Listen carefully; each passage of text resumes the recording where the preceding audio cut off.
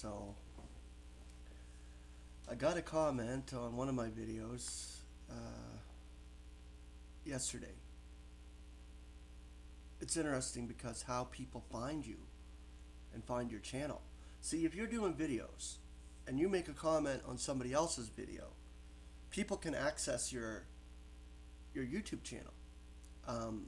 This is how this guy found me. I made a comment on Martin's show yesterday, I believe, and he found me through that avenue, which is amazing. So I am expressing how important comments are. We are to build each other up, and through this avenue, people can find you. I believe this is important for the body of Christ anyway, because we got to continue persevering and enduring, and this is how we're doing it. We're doing it through the buildup of the body of Christ together in spirit. Our connections are real. We connect with somebody around the world, and we've never met them face to face. Isn't that beautiful when we can connect in spirit like we've known them our whole lives? This is what I like to express when I do my videos, is my own who I am. So you can get who I am and see who I am exactly and see what God made. This is the whole point. We don't look pretty. We don't sound pretty. We fumble over words. We trip over ourselves, but that's awesome because we can see that God is working through us in every aspect of what we're bringing through these videos. So it's wonderful. In the last couple of days, it's been amazing. Just surprise after surprise after surprise. And think about the surprises we'll get when we're glorified. Then it will be extreme. Here right now, in spirit, we can attest to it by getting them little glimmers of grandeur in the sense of spirit. We're laying up treasure among the celestials, not here on earth. I couldn't give two craps, especially lately. It's like nothing, everything. We do, we don't. It does not matter. The contrast is beautiful because God is working it out, and it's truly amazing. What we're focused on is what's important, and I think the lesson and growth to maturity is that when we actually realize that it does not matter. This mortal life is temporary, and whatever we have in it is temporary. It's like dust in the wind.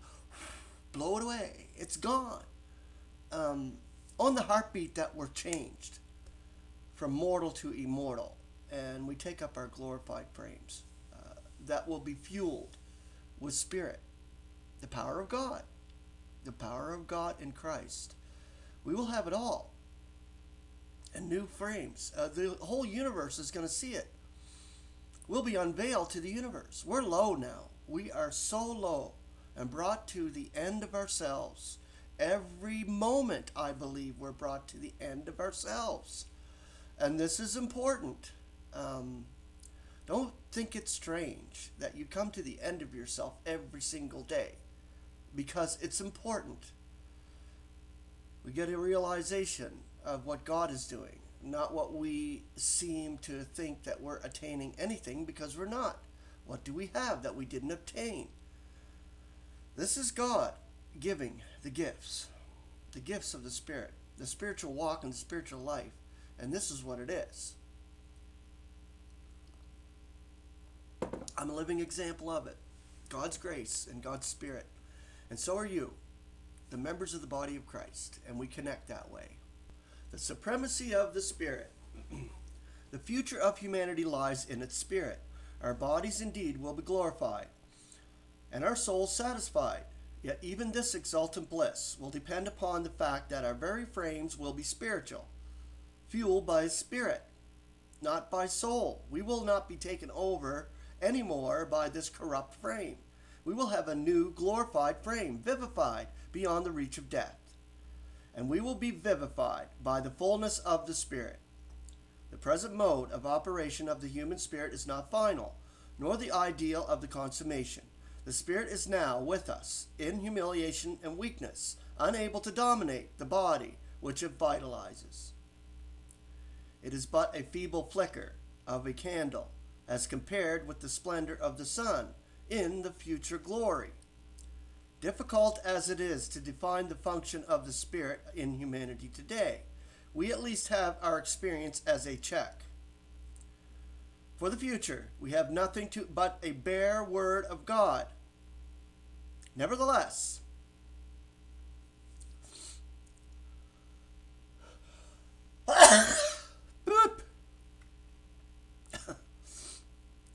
to really gain a clear conception of the human spirit, it is in its essence, we must know it, in the might of its manifestation, as well as in the hour of its humiliation.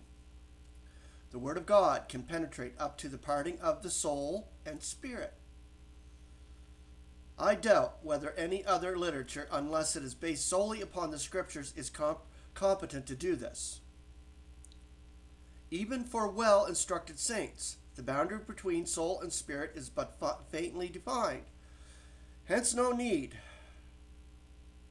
need but be unduly concerning if our present attempt is not easy to understand at first sight. It is a field of thought where men, because they are living souls, find delving difficult.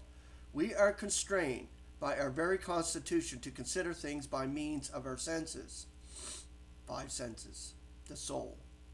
Hence we learn about the body with comparative ease. The soul also makes a strong impression upon us, but the spirit, which cannot be apprehended by our senses, especially if we seek its acquaintance through its effects, tends to sink to the level of the soul whenever we seek to seize upon its essence. The language used of the spirit is, therefore, largely figurative, and may easily lead to false conclusions. The very word ruch, or R-U-C-H, wind, spirit, is not literal. A recent Jewish translation, not seeing the figure, has tried to get an intermediate or composite meaning by rendering it spirit roaring, or roaring, when it plainly denotes wind. He tries to force the figure into the meaning, since such a course has often caused confusion of thought, and is one of the chief pitfalls which beset the concordant student. We cannot deduce from the phrase, a broken spirit, in Psalm 51:17, that the spirit must be solid substance, because only such can be broken, nor can we say that a sore, wounded spirit, Proverbs 18:14, identifies the spirit with the body, for only living tissue can be sore. Deductions of this kind from figurative expressions are deceptive. We speak of some of the manifestations of spirit as feelings. Feelings, nothing more than feelings, whereas these are literally sensations, hence belong to the body, and are of the soul. But we must remember that no feeling is possible without the power of the spirit acting on the body. Hence the word feeling is largely used in a figurative sense, even when there is no direct bodily sensation. It is doubtful, however, if these are ever entirely absent, as the spirit affects the body, and through it the soul very powerfully. Thus sorrow and contrition, joy and exaltation may arise purely from the spirit, but they never fail to affect the functioning of the body, and thus are felt by the soul.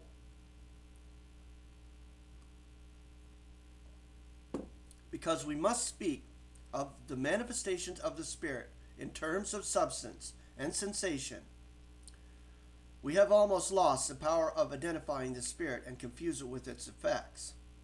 In previous studies on this theme, we have considered spirit in its manifestations, life and sensation. We tried to show that in man, as at present constituted, this was dependent on breathing the oxygen of the air, just as the body is dependent on food or oxygenated soil. Apart from breath, the spirit of man has no conscious existence. We said that in Genesis the spirit was not a conscious entity in itself imparted by God, besides the soil and the breath. Their combination is necessary as a vehicle for the spirit, which is the seed of life. When breathing ceases, the spirit of life departs. Such is the human spirit now. It has no conscious existence apart from the body and the breath. In the resurrection, however, only the body is needed for its permanent conscious existence, but no longer the breath. We will not need to breathe in our new frames. We will be fueled by the Spirit, and it'll be all Spirit in our vivified frames. That's why I say at the speed of thought, we can go. Just pss, pss, pss, pss, pss, whatever, through the whole universe. This is us in our new bodies. We will have that ability. We will have all the attributes of Christ in his glorified frame. So we will take up a frame exactly like our Lord's. Withdraw the breath now, and life and consciousness leave the body, and the spirit is no longer functions. This is because we now have a soulish body. But in vivification, especially of those who are not only made alive but changed, this can no longer be the case. There will be no blood, even as our Lord had none. We will be able to live consciously among the celestials and traverse the regions of space and the universe where there is no air. As at present constituted, we cannot do this. Our bodies need to be replenished from the soil. They are soilish. Our spirits need to be sustained by the atmosphere. They function now by means of a soulish body. Okay. Tomorrow we'll get into celestial spiritual houses and exactly what our frame might be like. And understand this. We will know it when we receive it at the snatching away, when we're changed from mortal to immortal and from corruption to incorruption. Amazing stuff. All right, so that's your Wednesday. Grace and peace.